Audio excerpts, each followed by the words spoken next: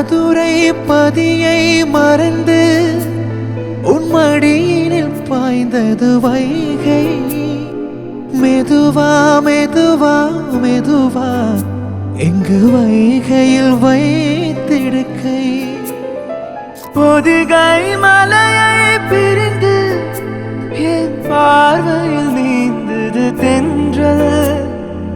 அதை நான் பிடித்து மெல்ல அடைத்தேன் மனச்சிறையில். ஓர் இலக்கியம் நம்